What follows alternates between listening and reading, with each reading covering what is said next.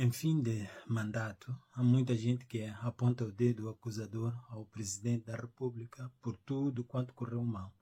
Muitos dos que fazem isso aplaudiram ruidosamente quando era festejado como líder clarividente. Elegeram com 100% de votos no último congresso, o que documenta a falsidade dessas pessoas, mas ao mesmo tempo constitui um monumento à sua hipocrisia. É inquestionável que o presidente herdou um país profundamente marcado pelas dívidas ocultas que limitaram bastante o seu campo de atuação. A sucessão de intempéries, bem como o recrudescimento da violência contra o Estado em Cabo Delgado, foram correntes pesadas que amarraram os seus pés e reduziram as suas opções em muito grande medida. Não ver isto é procurar um alvo fácil a abater. É preciso acrescentar a isto a sua relativa inexperiência e provável falta de sentido político apurado, ambos fatores que terão pesado bastante para que não tivesse calibrado a sua governação de modo a tomar o contexto bem em consideração. Uma boa liderança manifesta-se também na qualidade das pessoas com as quais alguém se faz rodear. Por muito incrível que possa parecer, contudo, Nyusi não foi, como presidente, a pessoa que ele, em privado, de certeza, era. Eu já ouvi de pessoas que tiveram o privilégio de privar com ele que se tratava de alguém humilde. Ele foi aquilo que qualquer um de nós pode ser se for chamado a ser a cara da Frelimo que temos neste momento. Muito do que a caracteriza é a negação do que ela própria proclama. Portanto, o compromisso com a unidade nacional, com o bem-estar e com o desenvolvimento do país. Sem, contudo, consciência disso. Tudo o que ela faz é em referência a esse compromisso, mas num contexto que perverte os valores ali representados. Eu explico-me. E para tal, eu faço recurso a um autor venezuelano, Moisés Naim, que num excelente livro com o título A Revolta do Poder, identifica o que chama de 3 P's, como os instrumentos através dos quais se transforma uma democracia em autocracia. Pós-verdade, populismo e polarização. A pós-verdade não é a mentira crua, é não ter compromisso ético e racional com o que a gente diz. Quem assistiu, por exemplo, ao encerramento da sessão do Comitê Central entende isto.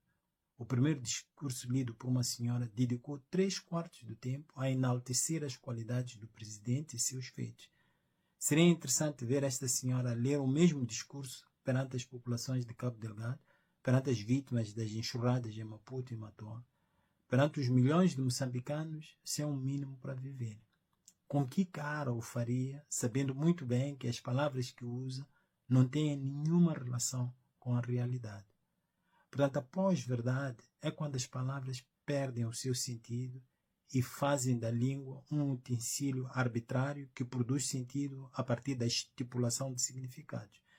Tipo, quando digo que o país vai bem, mesmo não indo bem, é porque o país vai bem. Por isso, aplaudo. O populismo é a crença na ideia segundo a qual aquilo que considero ser a vontade de uma maioria imaginária é correto. A Frelimo nunca perdeu a crença na ideia de que ela é o povo e por isso tudo o que ela faz reflete a vontade do povo. Não há insinceridade nisso. Isso sim é a condução da vida num universo paralelo que se reproduz através da perversão das instituições para continuarem a dar a impressão de que tudo o que se faz ganha a sua legitimidade da vontade do povo. Daí que seja importante celebrar constantemente o líder como expressão do que de mais valioso existe na essência do povo, mesmo sabendo que as instituições são o único que realmente conta, pois elas são a garantia da continuidade. Finalmente, existe também a polarização, que consiste no hábito de projetar inimigos internos. Assim, toda opinião diferente, toda crítica e toda preferência que não encaixe no que quem exerce o poder considera melhor, constitui uma ameaça existencial ao país. muitos, e eu me incluo nisso, lamentam a fraqueza da oposição e o fato de não constituir a alternativa. Mas esquecemos que grande parte dessa fraqueza é o resultado direto do que quem detém o poder faz contra a oposição. A distribuição ciumenta dos recursos do Estado pelos membros e amigos do partido no poder, a ocupação de cargos apenas por membros e simpatizantes desse mesmo poder, o partido, e a perversão do conceito de separação de poderes contribuem para o enfraquecimento da oposição. E isso entra na cabeça de qualquer membro ao ponto de o insular da possibilidade de que a oposição possa estar correta em relação a alguma coisa. Portanto, pertencer ao partido no poder é como ser membro de uma seita religiosa messiânica. O profeta é tudo e a abominação do inimigo é um único jogo que é permitido. Então, estes 3 P's dão-nos um quadro que transforma tudo o que se faz, mesmo as coisas mais abjetas, em manifestações do compromisso da Frelimo com a unidade nacional, com o bem-estar e com o desenvolvimento. E tudo isso na maior sinceridade possível, de tal maneira que quando alguém critica a indignação e o sentimento de injustiça de alguém da Frelimo, é genuíno. Alguém blindado ideologicamente dessa maneira não consegue ver a crítica ou a diferença de opinião de outra maneira, senão como uma manifestação ou de ignorância total ou simplesmente de má fé. Isto cria um ambiente em que esquemas, muitos deles à margem da legalidade e dos valores do partido, são um verdadeiro elo que une os membros da Frelimo, multiplicados a todos os níveis, incluindo o espaço que criam para que quem deve evitar que essas coisas aconteçam fique privado de autoridade para fazer o seu trabalho. Esses esquemas produzem a criminalização do Estado. Não existe predisposição natural para ou vontade de fazer bandidagem. O Estado torna-se criminoso por defeito do sistema político que acaba mantendo gente decente refém das malhas da criminalidade. Nesse contexto, governar deixa de ser no interesse nacional e passa a ser a identificação de brechas para benefício pessoal. E isto pode explicar os problemas no combate à violência contra o Estado em Cabo Delgado.